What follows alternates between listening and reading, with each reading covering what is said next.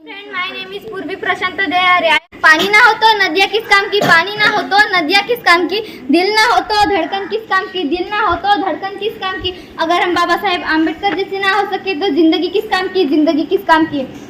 Doctor Babasaheb Ambedkar इनका जन्म 14 April 1891 रोजी मध्य प्रदेशातील महू या गावी झाला।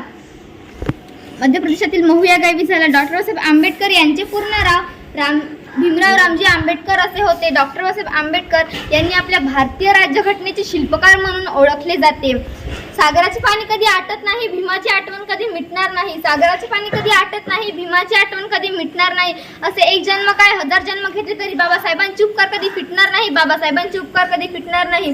डॉक्टर बाबासाहेब आंबेडकर हे आपल्या भारतीय राज्यघटनेचे एक महान थोर पुरुष म्हणून ओळखले जाते।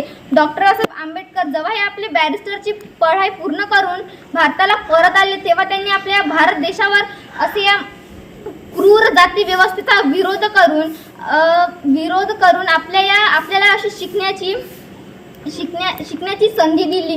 डॉक्टर बाबासाहेब आंबेडकर यांनी संविधान असा हा मोठा ग्रंथ लिहिला जो आपल्या भारतीय राज्यघटनेचा महत्त्वाचा भाग आहे।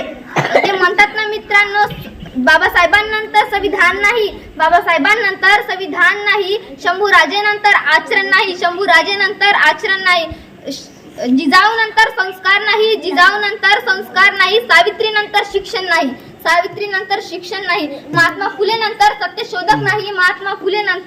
सत्यशोधक नाही। अशा या महान पुरुषांनी कधी जातीवाद केला नाही, तर यांच्या नावाने जातीवाद करणारे हे मूर्ख काळातले लोक कोण? अरे, अण्णाभाऊ साठेंनी गुरु मानले बाबासाहेबांनी गुरु मानले राष्ट्रपिता महात्मा फुलेंनी गुरु मानले छत्रपती शिवाजी महाराजांना शिवरायांनी गुरु मानले, जगद्गुरु तुकाराम महाराजांना तुकारामांनी गुरु मानले, तथागत गौतम बुद्धांना।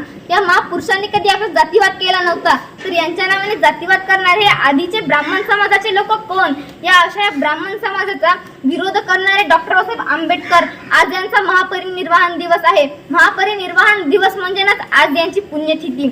धन्यवाद मित्रांनो, एवढे बोलून माझे 2 शब्द संपविते। जय भीम।